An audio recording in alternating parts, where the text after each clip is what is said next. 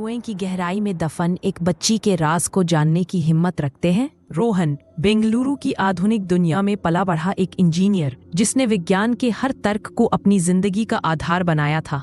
भूतों, प्रेतों और अंधविश्वासों को वो एक सिरे से नकारता था, लेकिन अपने दादाजी की पुश्तैनी हवेली में पैर रखते ही उसके सारे तर्क घरे रह गए। गांव की खामोश रातें, पुराने कुएं से आती रहस्यमयी आवाजें और एक बूढ़ी दादी की अनसुनी चेतावनी, ये सब उसके शांत मन में उथल पुथल मचाने लगी।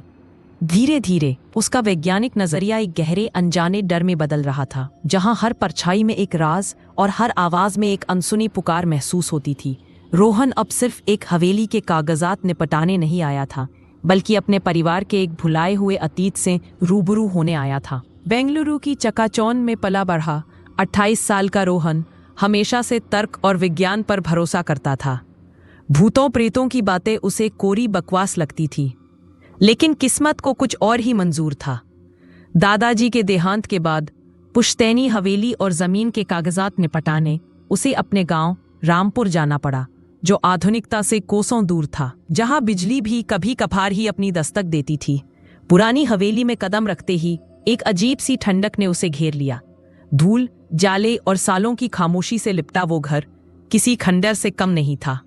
हवेली के पिछवाड़े घनी झाड़ियों और जंगली बेलों से ढका एक पुराना कुआं था। गांव के लोग इसे बूढ़ा कुआं कहते थे और इसके आसपास जाने से बचते थे। उनकी आंखों में एक अनकहा डर साफ दिखता था। रोहन ने सोचा, ये सब वहम है और कुछ नहीं। लेकिन क्या वाकई ये सिर्फ वहम था, या फिर उस कुएं की गहराइयों में कोई ऐसी सच्चाई दफन थी जो अब बाहर आने को बेताब थी? उस रात पहली बार रोहन ने एक अजीब सी आवाज सुनी, बहुत दूर से आती हुई, जैसे कोई धीमी धुन गुनगुना रहा हो। शुरुआत में रोहन ने उस आवाज को गांव की हवा या किसी जानवर की हरकत समझा। शहरी शोर शराबे में रहने वाले के लिए ग्रामीण शांति और उसके साथ आने वाली हर छोटी मोटी आवाज नहीं थी। लेकिन जैसे जैसे दिन गुजरते गए वो आवाज तेज होती गई। कभी न किसी बच्चे के सिसकने जैसी लगती, तो कभी किसी औरत के दर्द भरे विलाप की तरह। और सबसे अजीब बात ये थी कि वो आवाज हमेशा कुएं की दिशा से आती महसूस होती। हवेली की देखभाल करने वाली गांव की बूढ़ी दादी, जिसने रोहन के बचपन में उसे खिलाया था, उसने एक दिन रोहन को कुएं के पास से गुजरते देखा तो तुरंत रोक दिया। उसकी आंखों में चेतावनी थी, बेटा, उस कुएं के पास मत जाना, वो शुभ नहीं है। वहां कुछ है जो भूला हुआ है लेकिन भूला नहीं है। दादी की आवाज में एक अनकही व्यथा थी। रोहन ने पूछा, दादी क्या बात है, कौन भूला हुआ है? दादी ने सिर्फ सिर हिलाया और अपने काम में लग गए, जैसे कोई गहरा राज दबा रही हो। रोहन ने दादी की बातों को भी अंधविश्वास मानकर टाल दिया, लेकिन रातों की नींद उड़ने लगी थी। वो आवाज अब और साफ सुनाई देने लगी थी, एक लोरी जो बेहद उदास और मीठी थी, जैसे कोई अपनी बिछड़ी हुई चीज को याद कर रहा हो। एक शाम हिम्मत करके रोहन कुएं के पास गया। झाड़ियां हटाकर देखा तो कुआं बहुत गहरा था। ऊपर से लोहे की जाली लगी थी जो जंग खाकर गल चुकी थी। जैसे ही उसने कुएं में झांका, उसे एक अजीब सी ठंड महसूस हुई, जैसे हजारों बर्फीली सुइयां उसके शरीर में चुभ गई हों। और तभी उस लोरी की आवाज कुएं की गहराई से सीधे उसके कानों तक पहुंची। ये इतनी साफ थी कि रोहन को लगा कोई ठीक उसके बगल में गा रहा है। वो घबराकर पीछे हट गया। उसका दिल जोरों से धड़क रहा था। अब उसे लगने लगा था कि दादी की बातें शायद सच थीं। इस कहानी को जारी रखने से पहले, अगर आप भी मेरी तरह हॉरर कहानियों के दीवाने हैं तो हमारे चैनल को लाइक, कमेंट, शेयर और सब्सक्राइब करना ना भूलें। आपकी एक क्लिक हमें और भी डरावनी कहानियां लाने के लिए प्रेरित करती है। रोहन की रातों की नींद अब पूरी तरह से गायब हो चुकी थी। वो आवाज, वो लोरी उसके दिमाग में गूंजती रहती थी। उसने कुएं से जुड़े गांव के बुजुर्गों से बात करने की कोशिश की, लेकिन हर कोई उस विषय पर चुप्पी साध लेता था। कुछ बुजुर्गों ने तो सिर्फ श्रापित या मनहूस कहकर बात टाल दी, लेकिन एक पुरानी औरत जो कभी हवेली में काम करती थी, उसकी आंखों में डर के साथ कुछ और भी था। उसने दबी आवाज में बताया कि सालों पहले रोहन के दादाजी के जमाने में हवेली में एक छोटी बच्ची थी, दिया। वो बहुत प्यारी और चुलबुली थी, लेकिन एक दिन अचानक गायब हो गई। किसी ने फिर कभी उसका नाम नहीं लिया, जैसे वो कभी थी ही नहीं। रोहन के दिमाग में एक लिंक क्लिक किया, क्या उस आवाज का संबंध दिया से था?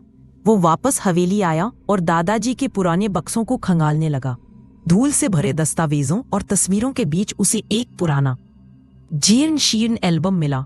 उसमें कुछ पुरानी तस्वीरें थीं, जिनमें एक छोटी बच्ची जो शायद 4-5 साल की होगी रोहन के दादाजी और दादी जी के साथ मुस्कुरा रही थी। उसकी आंखें ठीक वैसी ही थीं जैसी रोहन की अपनी थीं। तस्वीर के पीछे हल्की स्याही से लिखा था, हमारी दिया 1950। लेकिन अगली ही तस्वीर में उस बच्ची को काली स्याही से पूरी तरह से मिटा दिया गया था। रोहन के रोंगटे खड़े हो गए। जैसे ही उसने वो एल्बम बंद किया, कुएं की दिशा से आने वाली आवाज बदल गई। वो अब सिर्फ लोरी नहीं थी, बल्कि एक पुकार थी। रोहन, रोहन, मुझे याद करो, मुझे ढूंढो। आवाज में दर्द था, अकेलापन था और एक अजीब सी पहचान थी। रोहन का दिल तेजी से धड़का। क्या ये सिर्फ उसका वहम था या वो आवाज वाकई उसका नाम ले रही थी? एक रात, पूर्णिमा की रात, जब चांद की रोशनी हवेली के आंगन में फैल रही थी, वो आवाज असहनीय हो गई। वो रोहन के कमरे के पास तक आ रही थी, जैसे कोई उसके दरवाजे पर खड़ा हो। हिम्मत बटोरकर रोहन ने खिड़की से बाहर झांका। कुएं के मुहाले पर धुंधली चांदनी में उसे एक परछाई सी दिखी, छोटी सी, पतली सी। वो परछाई धीरे धीरे कुएं के पास झुक गई। रोहन की सांसें अटक गई। उसने देखा कि वो परछाई कुछ ढूंढ रही थी, जैसे उसकी कोई खोई हुई चीज हो। और तभी उस परछाई ने कुएं में कुछ गिराया, एक छोटी सी टूटी हुई मिट्टी की गुड़िया। वो गया कुएं की तरफ, पर परछाई गायब हो चुकी थी। कुएं के पास पहुंचकर उसने टॉर्च की रोशनी नीचे डाली। गहराई में पानी की सतह पर वो छोटी सी गुड़िया तैर रही थी और उसके ठीक बगल में पानी में कुछ चमक रहा था। रोहन ने किसी तरह एक लंबी लकड़ी से उसे बाहर निकाला।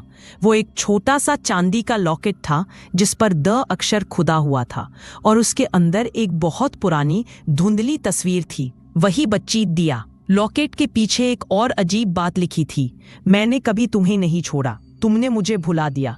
ये किसी आत्मा की पुकार नहीं थी, ये किसी की अनसुनी कहानी थी जो अब बाहर आना चाहती थी। रोहन को लगा वो सिर्फ एक भूतिया कुआं नहीं था, बल्कि एक गवाह था, एक खामोश राज का। उसका वैज्ञानिक मन अब तर्क वितर्क करना बंद कर चुका था। उसे पता था उसे दिया की सच्चाई का पता लगाना होगा, वरना वो आवाज उसे कभी चैन से सोने नहीं देगी। लॉकेट और पुरानी तस्वीरों को देखकर रोहन की दादी की आंखों में आंसू आ गए। सालों से दबा राज आज बाहर आ रहा था। दादी ने धीरे धीरे कांपती आवाज में बताया, दिया वो मेरी बेटी थी, नहीं बहू की नहीं, मेरी। रोहन सन्न रह गया। कैसे मुमकिन है? दादी ने बताया कि ये तब की बात है जब समाज में शादी से पहले बच्चे का होना एक बहुत बड़ा कलंक माना जाता था। दिया उसके पहले प्यार की निशानी थी, जिससे वो शादी नहीं कर पाई थी। जब गांव वालों को भनक लगी तो बदनामी से बचने के लिए और हवेली की इज्जत बचाने के लिए दादाजी और बाकी घर वालों ने मिलकर एक दर्दनाक फैसला लिया।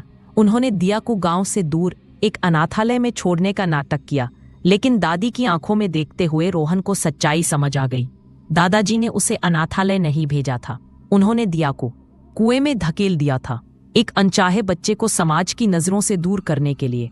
उसे जिंदा ही दफन कर दिया गया था और फिर सबने मिलकर उस सच को हमेशा के लिए दफन कर दिया, ठीक कुएं की तरह। दादी ने बताया, मैंने उसे बचाने की बहुत कोशिश की, रोई गिड़गिड़ाई, लेकिन कोई नहीं माना। मुझे धमकी दी गई कि अगर मैंने मुंह खोला तो मुझे भी। दादी की आवाज टूट गई। रोहन को यह सुनकर गहरा सदमा लगा। उसकी अपनी दादी, उसकी अपनी परदादी, ये सब कितना भयानक था। वो आवाज, वो लोरी, वो पुकार, वो दिया थी जो सिर्फ याद किया जाना चाहती थी, अपने परिवार से मान्यता चाहती थी। वो कोई भूत नहीं थी, अनचाही सच्चाई थी जो कुएं की गहराई से अपने होने का सबूत दे रही थी। अगले कुछ दिन रोहन ने गांव में रहकर दिया की आत्मा की शांति के लिए पूजा पाठ करवाया।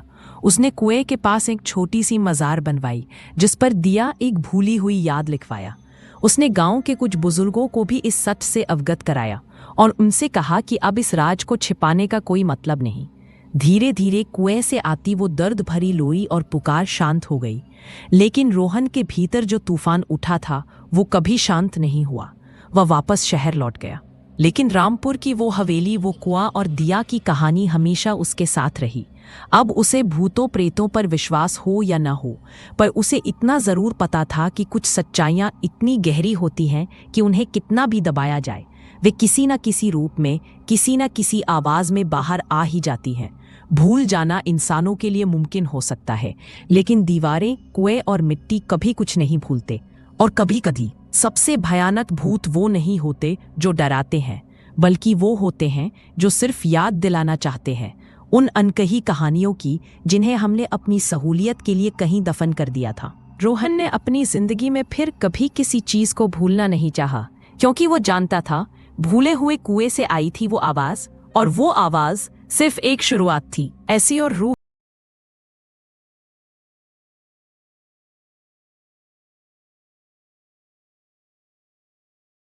मेरी कहानी सुनी इसके लिए बहुत धन्यवाद।